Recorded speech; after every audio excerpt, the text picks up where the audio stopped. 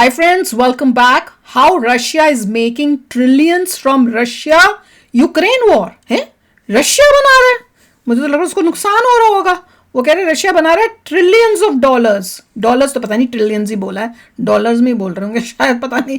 पर मैं तो बड़ी हैरान हो रही हूँ, नुकसान होने की जगह कैसे बना रहा है. देखते हैं.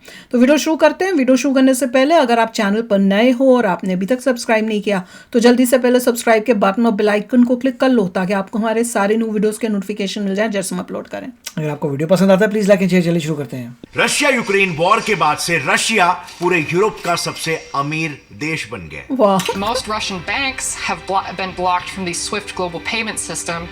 Also, many major brands have pulled out of Russia. Russian domestic production has come to a complete standstill. Now, Russia's economy took a hit from sweeping फिर Western कैसे अमीर हो गया भाई? Moscow is warning that inflation could hit Oil बेच, 23% दोनों ने इकट्ठे this year, बोला. and the economy is expected to sink into recession as well.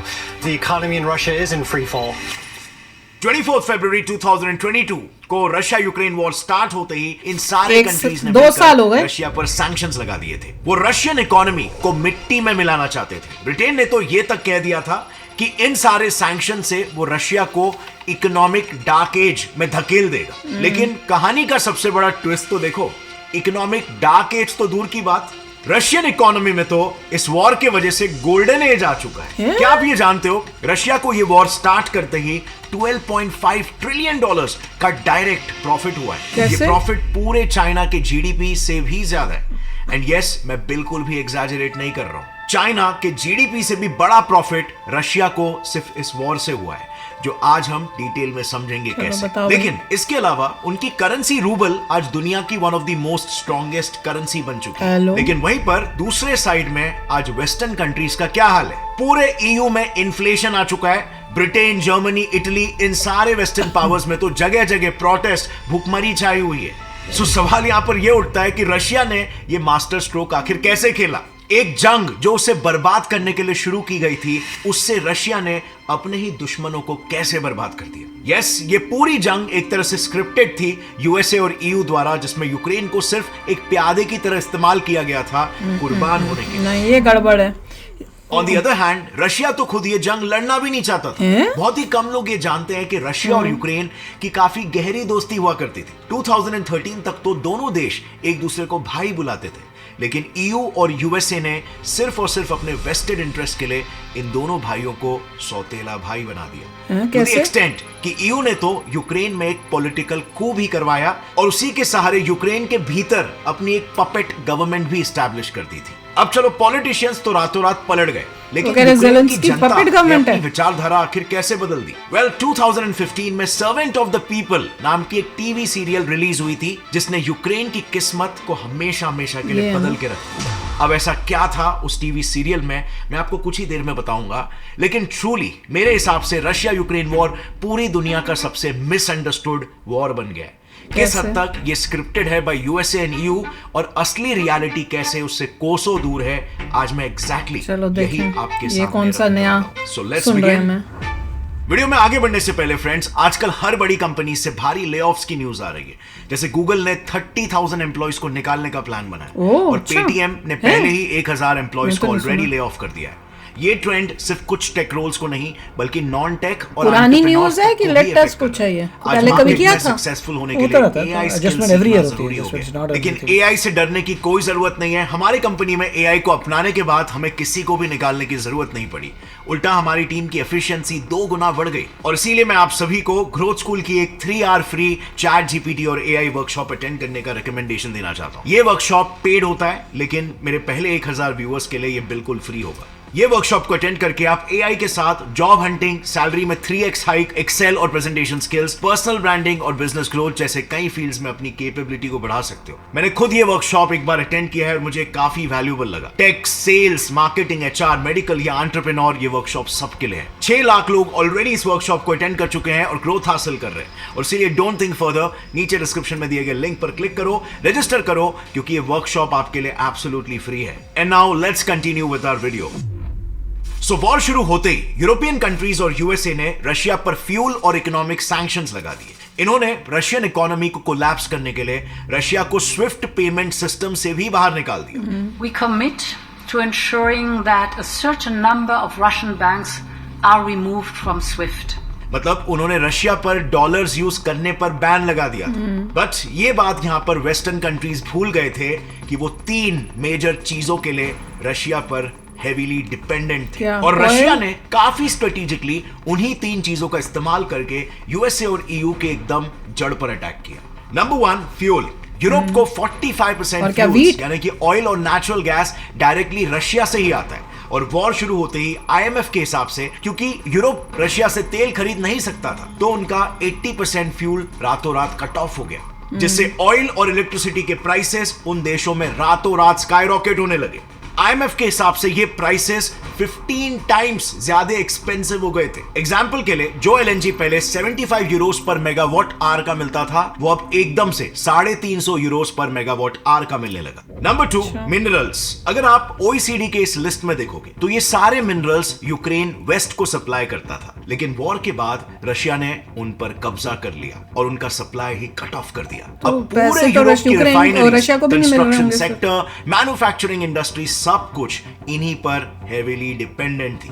यानी कि यूरोप यूक्रेन पर हेवीली डिपेंडेंट था, लेकिन रशिया ने तो यूक्रेन पर ही कब्जा कर लिया, जिससे यूरोप में इन एसेंशियल मिनरल्स की एकदम से शॉर्टेज हो गई और पूरे यूरोप का स्विच एक तरह से रशिया के हाथ में आ गया। Number 3, wheat. एक ऐसा फूड ग्रेन जिस पर पूरा यूरोप डिपेंडेंट है वो है व्हीट। दुनिया का 10% व्हीट अकेले यूक्रेन प्रोड्यूस करता है और इसीलिए हमें तो व्हीट की कमी नहीं हो रही, पता नहीं इंडिया से आ रही है। उसी तरह दुनिया का तीसरा सबसे बड़ा व्हीट एक्सपोर्टर है रशिया। व्हीट के साथ यूरोप वेजिटेबल ऑयल, सीरियल्स और बहुत सी खाने पीने वाली चीजों के लिए भी रशिया और यूक्रेन पर ही डिपेंडेंट है। बट खेती के लिए सबसे इंपॉर्टेंट एलिमेंट फर्टिलाइजर भी आज इसी वॉर की वजह से यूरोप को नसीब नहीं हो रहा है, क्योंकि रशिया की फर्टिलाइजर बनाने में मोनोपोली है। सो मान लो अगर आप व्हीट कहीं और से भी ले लो या खुद उगाने की भी सोचो, लेकिन किसी भी प्रकार के एग्रीकल्चर के लिए फर्टिलाइजर तो एक बेसिक नेसेसिटी है। नुकसान तो रशिया को भी हो रहा है कि वो बेच नहीं पा रहा, कि आज खाना भी गायब हो गया और खाना पकाने वाला चूल्हा भी गायब हो गया। आज यूरोप की हालत ये है कि एक रिपोर्ट के हिसाब से इस वॉर के बाद से ही पूरे यूरोप में जहां पर पहले 8 लाख लोग अंडर नरिश थे, वही वॉर के बाद सिर्फ एक ही साल में ये आंकड़ा 13 लाख तक पहुंच गया। अब यहाँ पर एक और कॉमेडी, याद होगा वेस्ट के सैंक्शंस लगाते ही शुरू में बहुत सारी कंपनियां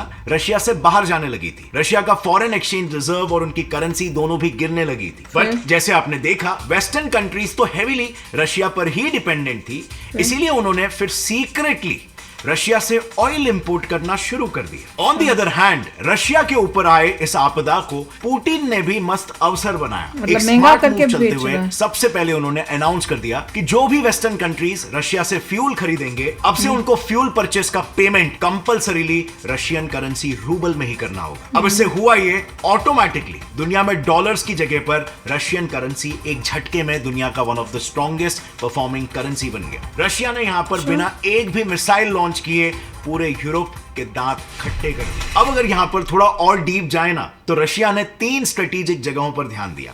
नंबर 1, फ्यूल सप्लाई को कंट्रोल किया, फूड सप्लाई को कंट्रोल किया और अपनी करेंसी की वैल्यू को इंक्रीज करवाने पर फोकस किया, जिससे उसने इसी वॉर को अपने फायदे के लिए लेवरेज कर लिया और इसका डायरेक्ट असर पड़ा रशिया की इकोनॉमी पर। We have serious data to back that up कि रशिया कैसे इस वॉर के बाद रिच हो गया है। तो सबसे पहले बात करते हैं फ्यूल की। देखो कड़वी सच्चाई यह है कि रशिया को खुद वेस्टर्न कंट्रीज ने ही अमीर बनाया। इनफैक्ट वेस्ट खुद इस वॉर में रशिया को पीछे से यूक्रेन के खिलाफ फंड कर रहा है, ना चाहते हुए, इवन दो वो फ्रंट फेस पर यूक्रेन को सपोर्ट दिखा रहा है। अब मैं ऐसा इसीलिए बोल रहा हूं क्योंकि हुआ यूं कि रशिया यूक्रेन वॉर की शुरुआत होते ही वेस्टर्न कंट्रीज ने सबसे पहले रशिया के फ्यूल एक्सपोर्ट्स पर ही सैंक्शन लगाए थे। इसी दौरान जब इंडिया भी रशिया से ऑयल खरीद रहा था तब हम पर भी आरोप लगाया गया कि हम जो तेल खरीद रहे हैं उसमें यूक्रेनियंस का खून मिला हुआ है। बट आयरॉनिकली एग्जैक्टली उसी समय पर वेस्ट के ये सारे प्रोमिनेंट देश रशिया से ही खुद ऑयल खरीद रहे थे, मगर बैक चैनल्स के थ्रू, ताकि किसी को पता ना चले। ऑल्सो विल यू बिलीव ये कंट्रीज तो नॉर्मल इंपोर्ट से भी ज्यादा तेल रशिया से खरीद रहे थे और इसीलिए खुद एक प्रोमिनेंट यूएस ऑफिशियल ने ओपनली कहा कि रशिया इस वॉर में ऑयल और गैस एक्सपोर्ट करके पहले से भी ज्यादा पैसा कमा रहा है। फ्रेंच न्यूज़पेपर लेमिनेट के हिसाब से रशिया ने वॉर के दौरान सिर्फ फ्यूल बेच के ही 158 बिलियन यूरोस कमा लिए, जो अमाउंट 2 श्रीलंका जैसे देशों के जीडीपी के बराबर है। बट अब जरा नजर डालते हैं दूसरे सोर्स की ओर जिसने रशिया को अमीर बनाया, जो है वेपन्स। इसी वॉर की वजह से सिर्फ एक ही साल यानी कि 2023 में रशिया ने $5.2 बिलियन वेपन सेल से कमाए, वो भी सिर्फ अफ्रीकन नेशंस को वेपन बेचकर। माइंड यू, इसके अलावा बाकी फ्रेंडली कंट्रीज को वेपन बेचकर जो पैसे आए वो अलग है। इनफैक्ट डिफेंस एरोस्पेस के हिसाब से अफ्रीकन नेशंस ने तो अपने 2023 के वेपन इंपोर्ट्स में से 30% वेपन्स सिर्फ रशिया से ही ऑर्डर किए, और वो भी यूक्रेन वॉर के दौरान। और इस पे मैं रशिया तो कोशिश कर रहा है कि पाकिस्तान उसको कुछ बनाकर दे, और उस सैंक्शंस लगाने में ये अफ्रीकन नेशंस भी तो शामिल थे। पर ये हृदय परिवर्तन आखिर आया कैसे? वेल, इसके पीछे भी रशिया की एक बहुत ही स्ट्रॉन्ग सेल्स स्ट्रेटेजी थी। इस बार रशिया ने सेल्स इंक्रीज करने के लिए कुछ नया ट्राई किया। उन्होंने जो वेपन्स एक्सपोर्ट करने थे उन्हें पूरी दुनिया को यूक्रेन पर टेस्ट करके बताया। Yes, free advertisement. रशिया अपने वेपन्स की कैपेबिलिटी यूक्रेन में यूज करके बता रहा है। जैसे फॉर एग्जांपल, ये है उन वेपन्स की लिस्ट जो रशिया ने यूक्रेन में टेस्ट की थी। और अगर आप देखोगे एक्सपोर्ट्स की लिस्ट तो आपको डिट्टो सेम वेपन्स का नाम उधर भी मिल जाएगा। मतलब रशिया लिटरली पहले इस्तेमाल करो फिर विश्वास करो इस स्लोगन को साकार कर रहा है। वॉशिंगटन पोस्ट में पब्लिश रिपोर्ट के हिसाब से यूक्रेन इन्वेजन की वजह से रशिया को $12.4 ट्रिलियन वर्थ का प्रॉफिट हुआ है, जो कि जैसे मैंने पहले बताया था दुनिया की सेकेंड लार्जेस्ट इकोनॉमी चाइना के जीडीपी से भी ज्यादा है। चलो समझते हैं how could this become possible. दरअसल रशिया ने यूक्रेन को इन्वेड करके बड़े ही स्ट्रेटेजिकली एक ऐसा एरिया अपने अंडर ले लिया जिससे उसे $12.4 ट्रिलियन वर्थ का प्रॉफिट हुआ है, क्योंकि वहां से रशिया को भारी मात्रा में रेयर अर्थ मेटल्स और मिनरल डिपॉजिट्स मिले हैं। अब अगर आप इस मैप को ध्यान से देखोगे तो ये वही एरिया है जिसको ऑक्यूपाई करके आज रशिया को 41 coal fields, 27 natural gas sites, 9 oil fields और गोल्ड, यूरेनियम और लिथियम जैसे वैल्यूएबल रिसोर्सेज एक झटके में मिल गए। अब अगर हम इन सभी रिसोर्सेज की वैल्यू ऐड करें और लैंड की भी वैल्यू ऐड करें तो यूएस के ही मीडिया के हिसाब से रशिया पूरे $12.4 ट्रिलियन वर्थ का लैंड और रिसोर्स यूक्रेन से कैप्चर कर चुका है, जिससे वो जब चाहे इजीली मोनेटाइज कर सकता है। So, सारे एविडेंसेस, डेटा और हमारे पूरे रिसर्च को थरली एनालाइज करने के बाद ये बात एकदम क्रिस्टल क्लियर है कि डेफिनेटली इस वॉर से रशिया ने काफी ज्यादा प्रॉफिट ऐठा है।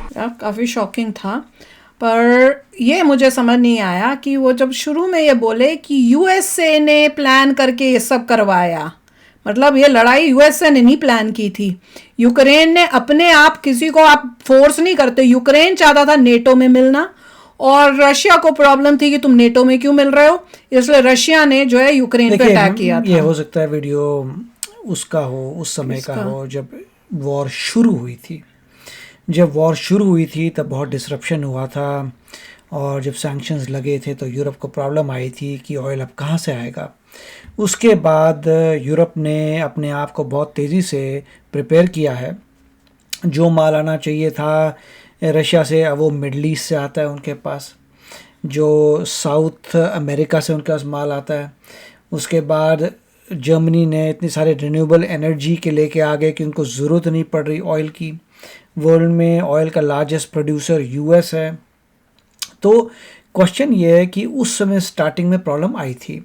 अगर आप किसी रशियन को जानते हैं या आप किसी इंसान को जानते हैं जो रशिया में पढ़ता है, आप उसको जाके पूछिए कि वॉर से पहले तुम्हारी लाइफ अच्छी थी कि वॉर के बाद, और आंसर ये आएगा, जहाँ तक मैं जानता हूँ रशियंस को, कि वॉर के बाद हालत अच्छी नहीं है। तो जो भी हो रहा है नेट रिजल्ट ये है कि लोगों को नज़र आ रहा है कि वॉर के बाद हालत अच्छी नहीं है। यूक्रेन की हालत तो डेफिनेटली ख़राब है, नो डाउट, मगर रशिया की भी हालत ख़राब है। आप पूछिए जो लोग रशिया में रहते हैं उनसे। और अगर ऐसा ही ट्रू होता फिर हर कंट्री बोलती है अरे अब तुम गरीब हो रहे हैं, वॉर कर देते हैं, अमीर हो जाते हैं। वॉर किसी को वॉर कर देते हैं, दूसरे का पार्ट ले लेते हैं, और वहाँ तो ऐसा आसान काम नहीं है और सिचुएशन जो अच्छी नहीं है। हो सकता है स्टार्टिंग में ऐसा कुछ हुआ हो कि लगा हो कि सब लोगों को ऑयल चाहिए। यस, रशिया ने बहुत सारा ऑयल बेचा, इंडिया को बेचा, और उनको बेचा एट अ डिस्काउंट, मतलब लॉस हो, जब डिस्काउंट करते हैं आपका लॉस होता है। उसी चीज को महंगे रेट में बेच सकते थे, अब आपको पर ये कह रहे हैं कि कम रेट में। ये क्या नाम है, रशिया का जो है करेंसी जो है वो सबसे स्ट्रॉन्गेस्ट हो गई है। कैसे हो गई फिर? I don't know, I have to see. मगर इसके बारे में भी कोई थ्योरी थी कि ये टेम्पररी बूस्ट है, इवेंचुअली उसको होने वाला है प्रॉब्लम, राइट। मगर अगर कोई इसी बेसिस पे जाए तो हर कंट्री सोच सकती है हम अटैक कर देते हैं अमीर हो जाएंगे, तो ऐसा नहीं होता है। आप रशिया के लोगों से बात करिए। स्टार्टिंग में पॉसिबल है कि स्टार्टिंग में ये सब हुआ जब डिपेंडेंस थी लोगों की रशियन ऑयल पे, मगर अब कोई भी कंट्री जो है रशिया पे डिपेंडेंट नहीं है। मतलब यूरोप की बात हो रहा हूँ, और यूएस तो वो कह रहे हैं कभी कि भी लेता नहीं। डॉलर डाउन जा रहा है और बल्कि रशिया का जो करेंसी है वो स्ट्रांग हो गई है और डॉलर नीचे चला गया है और इन्होंने बहुत कमाई की है। तो आप ये देखिए, इसका मतलब ये है कि इतने ट्रिलियंस बढ़े हैं, तो आप कंपेयर करिए कि जीडीपी रशिया का इतने ट्रिलियन डॉलर से बढ़ गया कि वॉर के समय वो कहाँ टॉप 10 में भी नहीं था कि टॉप 10 में आ गया उसकी जीडीपी अब। तो ये चेक करना पड़ेगा। मैं बताऊं तो चलो आप भी शेयर करना अपने थॉट्स। चलते हैं, मिलेंगे नेक्स्ट वीडियो में बहुत ही जल्द। Till then take care and bye bye. तो अगर आप मेरे इस चैनल पे नए हो तो जल्दी से सब्सक्राइब के बटन को हिट करो और बेल आइकन को क्लिक करो ताकि आपको मेरा जब नया वीडियो मैं लगाऊं आपको उसके बारे में जल्दी से पता चल जाए।